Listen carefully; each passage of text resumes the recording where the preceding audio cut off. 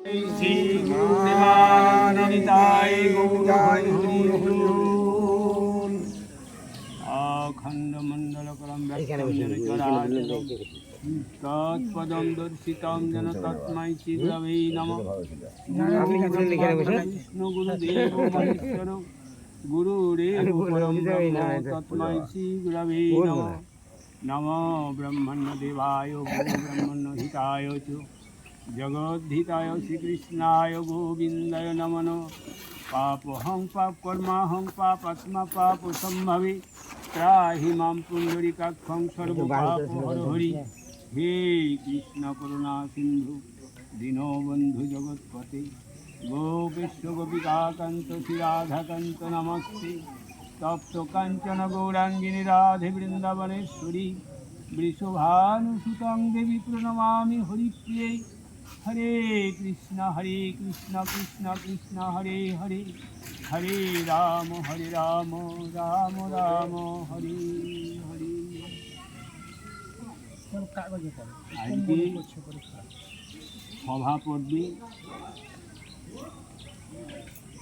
আজকে সভা পড়বে, যুধিষ্ঠিরের রাজসূয় যজ্ঞের চিন্তা। যুধিষ্ঠিরের রাজসূয় যজ্ঞ করার চিন্তা আরম্ভ করবে। তাই চিন্তিত হইল রাজা অন্য নাহি মনে, ডাক দিয়া আনিলে ভাতৃমন্ত্রীগণ। রাজ আজ্ঞা পাইয়া আইল সর্বজনে, সবারে চাহিয়া বলে ধর্মের নন্দনে।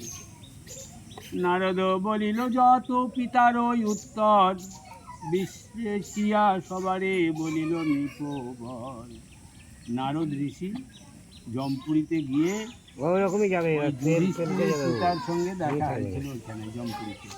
তাই উনি যুধিষ্ঠিরকে এসে বললে তোমার পিতার আদেশ, তুমি রাজসূয় যজ্ঞ করো, তাহারে তোমার কল্যাণ হবে। আর তোমার যখন গোবিন্দ সহায় আছে তোমার তো কোনো অভাব নাই এখানে।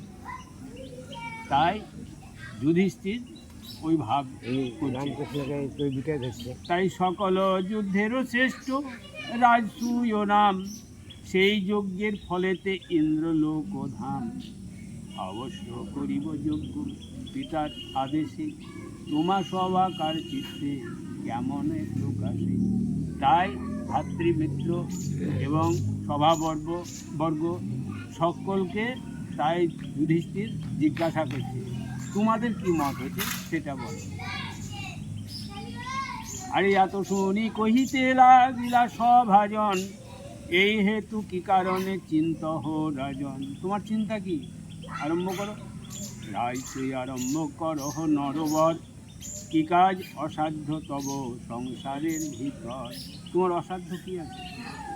মন্ত্রীগণ বচন শুনিয়া নৃপবর, চিন্তিতে লাগিল তবে আপন অন্তর। আগু পাছু না গনিয়া কর্মেতে প্রবেশে, অল্প বুদ্ধি সেই এই বিষমতা হতে। মানে বলছে যে আগু কিছু ভাবো, ভেবে কথাটা বলি বাবা। মন্ত্রীরা বলে দিলে রাজস্ব যোগ্য ভালো, কিন্তু হবে কি করে? রাজাই তো নাই, আগে বলে দিলে রাজস্ব যোগ্য করতে গেলে 100 রাজা লাগে। আগু কিছু ভেবে ভরা আছে আর ঘরে, ওই জরাসন্ধের ঘরে আগে রেখেছে। আগে ওই কাজটা করতে হবে। কি বলছি দেখো। আরে পশ্চাতে হই তার বড় বিড়ম্বনা, অপযশ তাহার ঘোষয়ে সর্বজনা। যদি একটু ক্ষুণ্ণ হয়, তাহলে তো তোমার হবে না, ওই মানে বিড়ম্বনা ঘটে যাবে। তাহলে বিশেষ ও বিষম রাজ সুই যজ্ঞরাজ,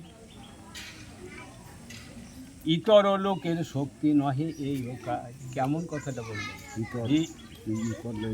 ইতর লোকে মানে নরম লোকে পারবে না। মানে যদি বলহীন যখন না থাকে, বল না থাকলে পরে এই সব যোগ্য পারবে না।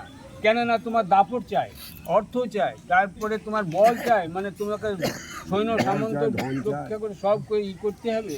কেউ আশ্রয় এলে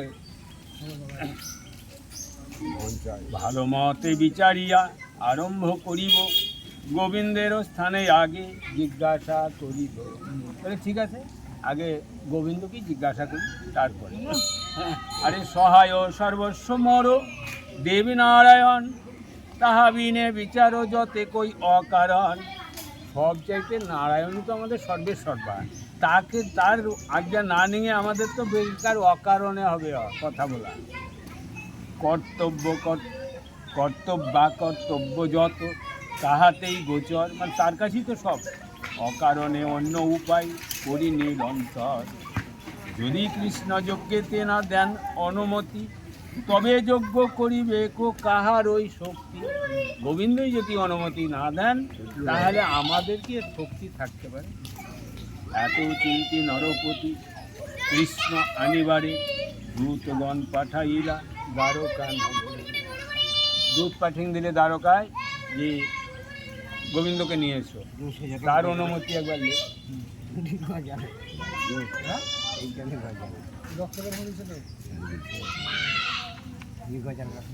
আরে চন্দ্রসেন নাম ধরে রাজা সারথি, দ্বারকা নগরে গিয়া ভেটে দ্রৌপদী।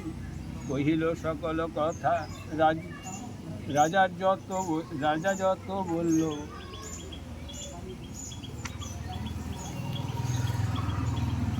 শুনিয়া যাদবপতি বিলম্ব না কইল, মানে শুনে মনেই চলে আসছে। রথে চড়ি সেইক্ষণে করিলা গমন, ইন্দ্রপ্রস্থে উপনীত দেবকীর নন্দন। আগু করি নিল তারে ভাই পঞ্চজন, হরষিত একে একে কইল সম্ভাষণ। সবাই সব আনন্দ হয়ে গোবিন্দ আইছে, সব তখন যে যেমন তার তেমন কুলাকুলি চরণ বন্দনা সব। দিব্যরত্ন সিংহাসনে কৃষ্ণে বসাইয়া, বসিলা পাণ্ডব সব মণ্ডলী করিয়া। মহাভারতের কথায় অমৃত সমান, কাশীরাম দাস কহে শুনে পুণ্যবান।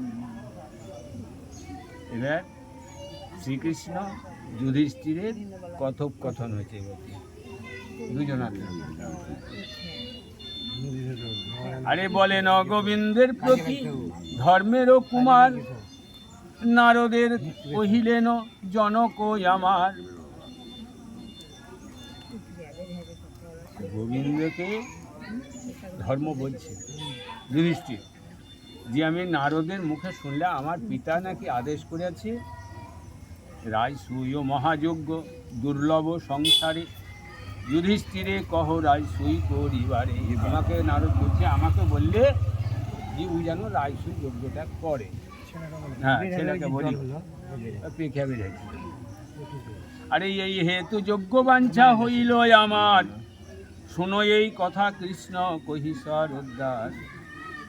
পরস্পর আমারে সুহৃদ বলে সবে, কেহ প্রীতে কেহ হিতে কেহ ধন লোভে।